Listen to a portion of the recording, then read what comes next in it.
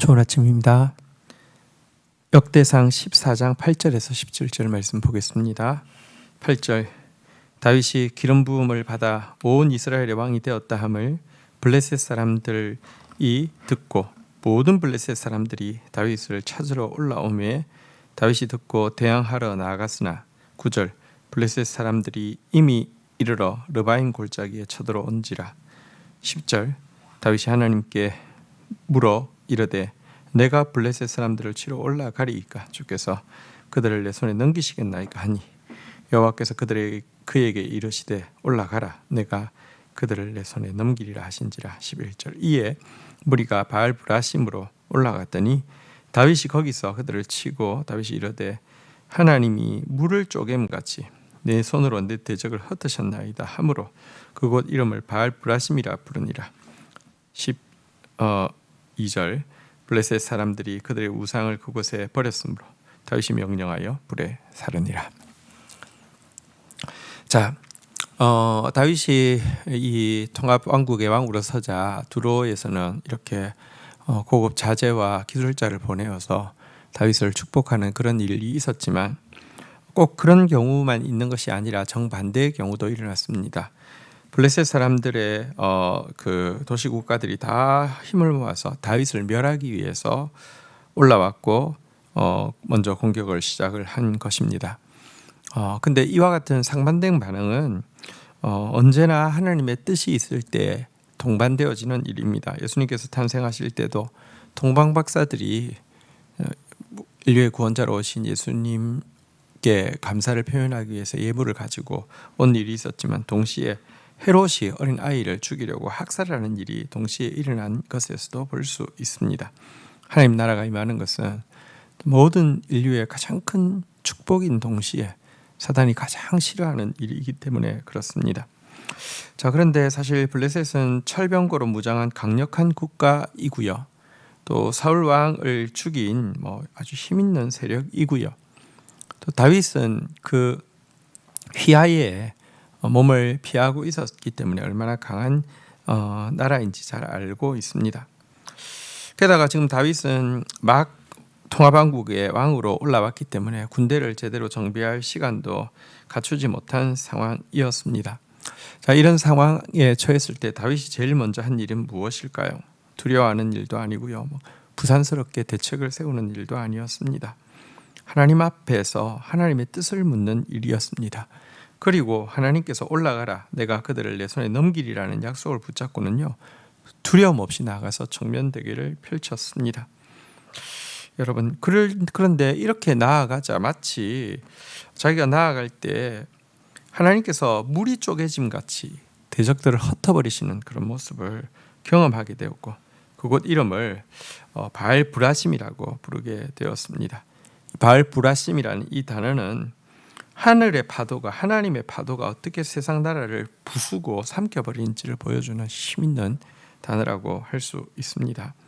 자, 그리고 이 위대한 승리를 체험한 다윗의 군대는 블레셋 사람들이 황급히 도망가느라고 그들이 전쟁에서 이렇게 자신들의 어떤 그 힘을 더 이렇게 북돋우기 위해서 가져왔던 그 많은 우상들이 있는데요.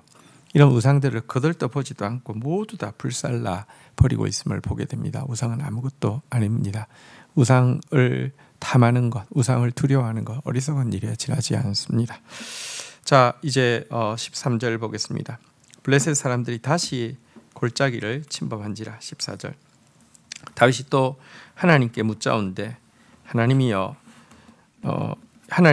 이르시되 마주 올라가지 말고 그들 뒤로 돌아 뽕나무 숲을 맞은편에서 그들을 기습하되. 5절 15절 뽕나무 꼭대기에서 걸음 걷는 소리가 들리거든 곧 나가서 싸우라 너보다 하나님이 앞서 가서 블레셋 사람들의 군대를 치리라 하신지라. 16절 이에 다윗이 하나님의 명령을 행하여 블레셋 사람들의 군대를 쳐서 기브온에서부터 게셀까지 이르렀더니. 17절 다윗의 명성이 온 세상에 퍼졌고 여호와께서 모든 이방 민족으로 그를 두려워하게 하셨더라.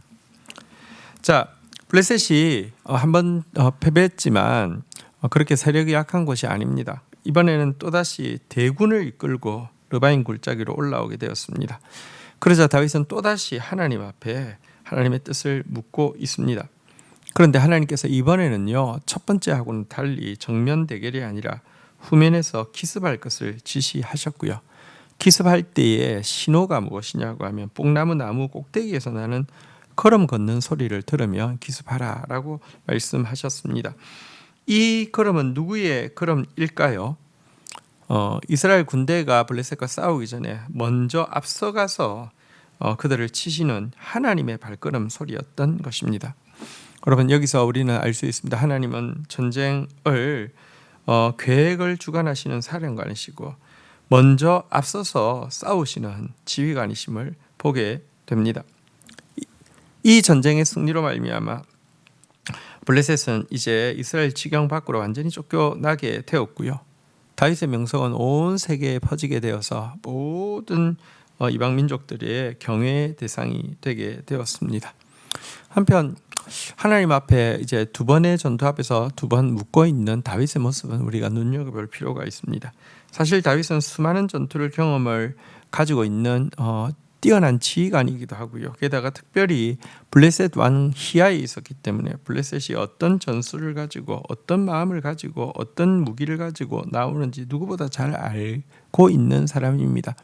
그렇다고 하면 처음에는 물을 수 있지만 두 번째 정도 되면 자기가 할 확률이 높지 않습니까?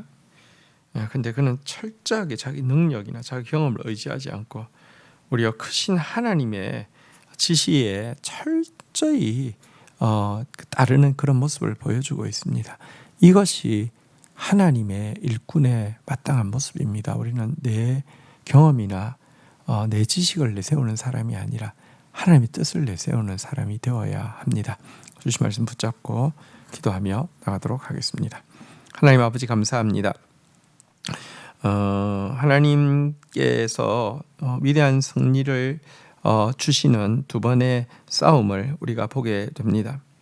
다윗이 왕으로 섰을 때에 그것을 질시하고 또 그것을 없애버리려고 악한 블레셋이 쳐들어왔지만 하나님께서 그들을 자기 손에 붙였다는 말씀을 듣고 전면전으로 나아갈 때 그 많은 군대가 물이 쪼개짐 같이 부서지게 하시고 황급히 달아나느라 자기들이 가져온 우상도 챙기지 못할 정도의 위대한 승리를 거두게 하신 하나님이시여, 하나님, 우리가 하나님의 파도가 얼마나 힘이 있는지 알게 해 주시고 주께서 싸우라고 할 때 나아가서 싸워서 이와 같은 바알브라심의 위대한 역사를 경험할 수 있도록 인도하여 주시옵소서. 블레셋이 두 번째 침공하였을 때 첫 번째 응답을 가지고 그대로 하지 않고 또다시 묻고 하나님 주시는 또 다른 방법으로 또 다르게 싸우고 있는 다윗의 모습도 보게 됩니다. 하나님 아버지, 주님이 앞서 나아가 싸우시는 지휘관이시며 주님이 모든 것을 계획하시는 사령관일진데 매번 묻고 매번 철저히 지시를 따르는 그런 하나님의 일꾼들 되어질 수 있도록 은총을 베풀어 주시기를 간절히 간구하고 소원합니다. 나의 지식, 나의 경험들이 하나님의 일하심을 방해할 수 있음을 인정합니다. 철저히 하나님 앞에 자신을 내려놓는 다윗의 모습을 우리도 본받을 수 있도록 인도하여 주시옵소서. 예수 그리스도의 이름으로 기도 올립니다. 아멘.